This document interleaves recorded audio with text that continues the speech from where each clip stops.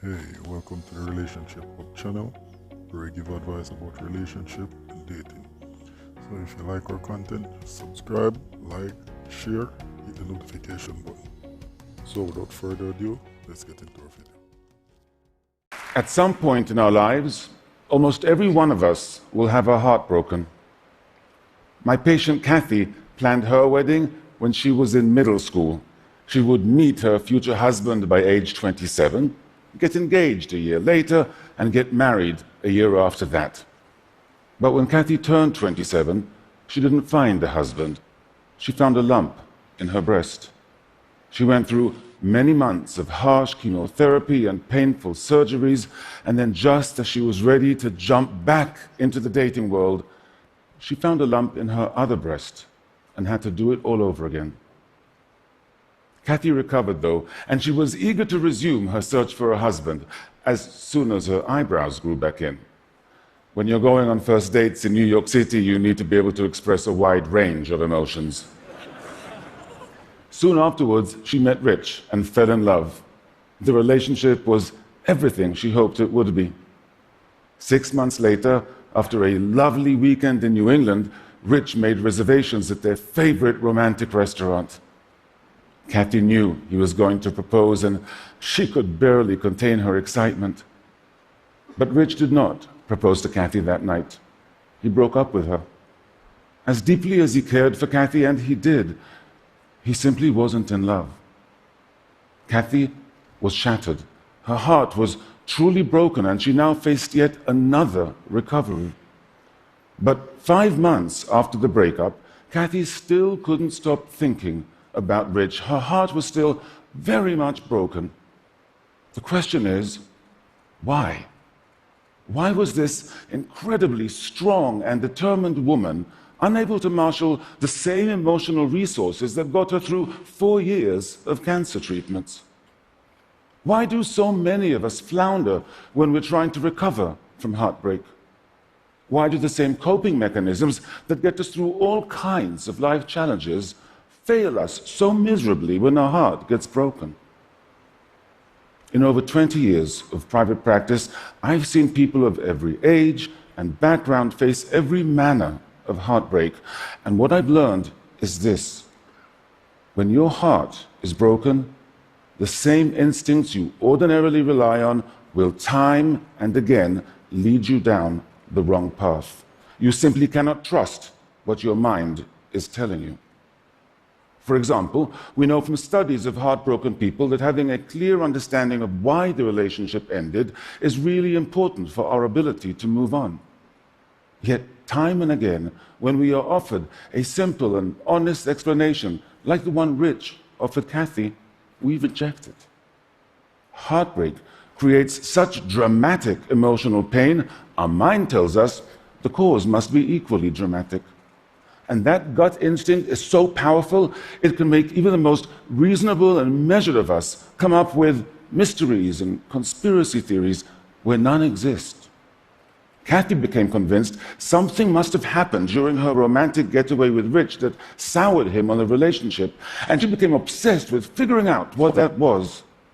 And so she spent countless hours going through every minute of that weekend in her mind, searching her memory for clues that were not there. Cathy's mind tricked her into initiating this wild goose chase, but what compelled her to commit to it for so many months? Heartbreak is far more insidious than we realize. There is a reason we keep going down one rabbit hole after another, even when we know it's going to make us feel worse. Brain studies have shown that the withdrawal of romantic love activates the same mechanisms in our brain that get activated when addicts are withdrawing from substances like cocaine or opioids. Cathy was going through withdrawal. And since she could not have the heroin of actually being with Rich, her unconscious mind chose the methadone of her memories with him. Her instincts told her she was trying to solve a mystery, but what she was actually doing was getting her fix. This is what makes heartbreak so difficult to heal. Addicts know they're addicted. They know when they're shooting up. But heartbroken people do not. but you do now. And if your heart is broken, you cannot ignore that. You have to recognize that as compelling as the urge is, with every trip down memory lane, every text you send, every second you spend stalking your ex on social media, you are just feeding your addiction, deepening your emotional pain, and complicating your recovery. Getting over heartbreak is not a journey. It's a fight. And your reason is your strongest weapon. There is no breakup explanation that's going to feel satisfying. No rationale can take away the pain you feel.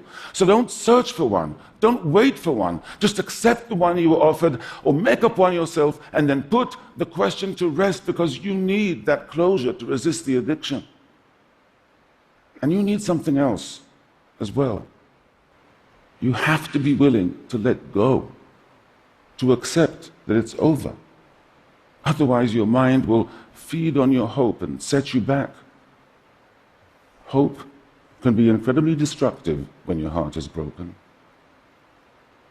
Heartbreak is a master manipulator. The ease with which it gets our mind to do the absolute opposite of what we need in order to recover is remarkable. One of the most common tendencies we have when our heart is broken is to idealize the person who broke it. We spend hours remembering their smile, how great they made us feel, that time we hiked up the mountain and made love under the stars. All that does is make our loss feel more painful. We know that. Yet we still allow our mind to cycle through one greatest hit after another, like we were being held hostage by our own passive-aggressive Spotify playlist. Heartbreak will make those thoughts pop into your mind, and so to avoid idealizing, you have to balance them out by remembering their frown, not just their smile, how bad they made you feel. The fact that after the lovemaking, you got lost coming down the mountain, argued like crazy, and didn't speak for 2 days. What I tell my patients is to compile an exhaustive list of all the ways the person was wrong for you, all the bad qualities, all the pet peeves, and then keep it on your phone. And once you have your list, you have to use it. When I hear even a hint of idealizing or the faintest whiff of nostalgia in a session, I go, phone please.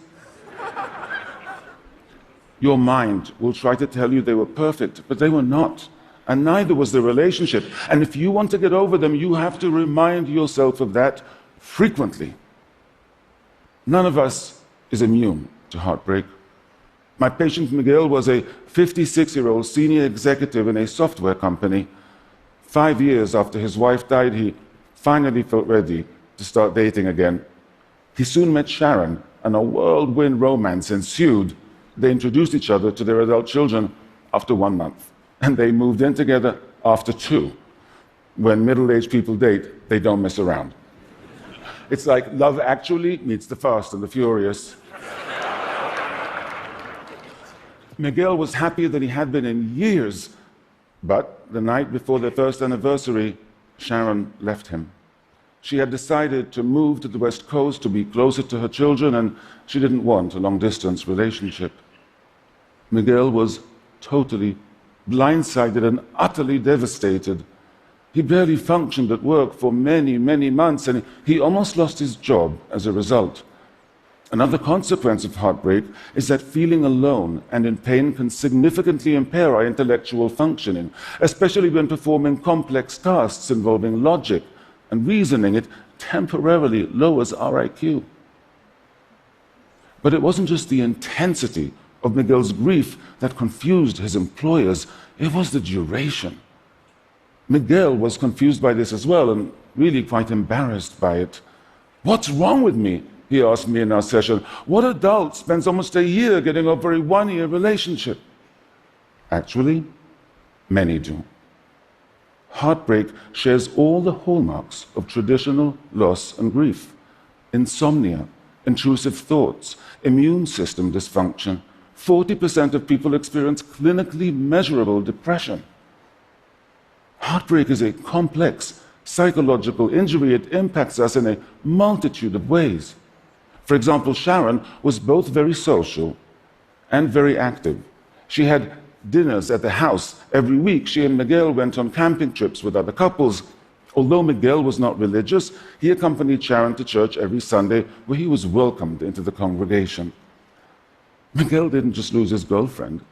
He lost his entire social life, the supportive community of Sharon's church. He lost his identity as a couple. Now, Miguel recognized the breakup had left this huge void in his life, but what he failed to recognize is that it left far more than just one. And that is crucial, not just because it explains why heartbreak can be so devastating, but because it tells us how to heal. To fix your broken heart, you have to identify these voids in your life and fill them. And I mean all of them. The voids in your identity. You have to reestablish who you are and what your life is about. The voids in your social life, the missing activities, even the empty spaces on the wall where pictures used to hang. But none of that will do any good unless you prevent the mistakes that can set you back, the unnecessary searches for explanations, idealizing your ex instead of focusing on how they were wrong for you, indulging thoughts and behaviors that still give them a starring role in this next chapter of your life when they shouldn't be an extra. Getting over heartbreak is hard, but if you refuse to be misled by your mind and you take steps to heal, you can significantly minimize your suffering. And it won't just be you who benefit from that. You'll be more present with your friends, more engaged with your family. Not to mention the billions of dollars of compromised productivity in the workplace that could be avoided. So if you know someone who's heartbroken, have compassion, because social support has been found to be important for their recovery. And have patience, because it's going to take them longer to move on than you think it should. And if you're hurting, know this: it's difficult. It is a battle within your own mind, and you have to be diligent to win. But you do have weapons. You can fight, and you will heal. Thank you.